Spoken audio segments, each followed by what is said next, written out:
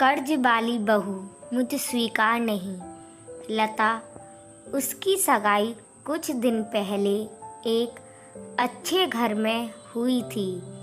उसके 16 साल के भाई ने अपने पापा से कहा, पापा, दीदी के होने वाले सास और ससुर कल आ रहे हैं। अभी जीजाजी ने फ़ोन कर बताया।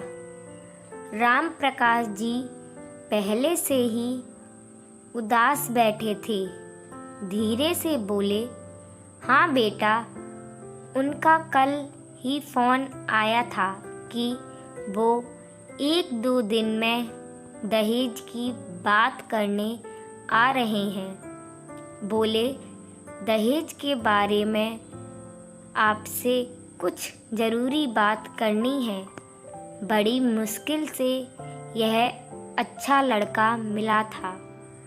कल को उनकी दहेज की मांग इतनी हो गई कि मैं पूरी नहीं कर पाया तो कहते कहते उनकी आंखें भर आई।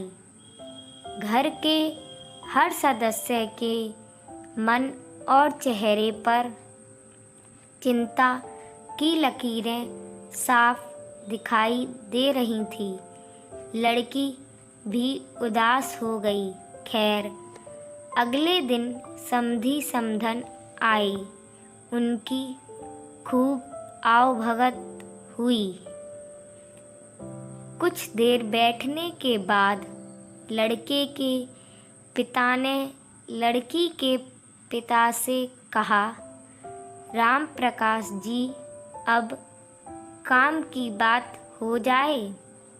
राम प्रकाश जी की धड़कन बढ़ गई।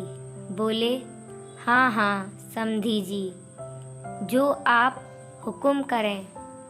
लड़के के पिता ने धीरे से अपनी कुर्सी राम प्रकाश जी के पास खिसकाई और धीरे से उनके कान में बोले, राम प्रकाश जी, मुझे दहेज के बारे में बात करनी है।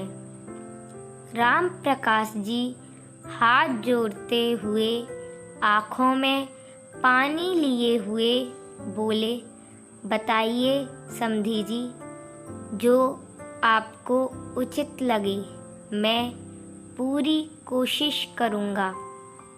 समधी जी ने धीरे से राम प्रकाश जी का हाथ अपने हाथों से दबाते हुए बस इतना ही कहा, आप अपनी बेटी को दहेज में कुछ भी देंगे या ना भी देंगे, थोड़ा देंगे या ज़्यादा देंगे, मुझे सब स्वीकार है, पर कर्ज लेकर आप 1 रुपया भी दहेज मत देना।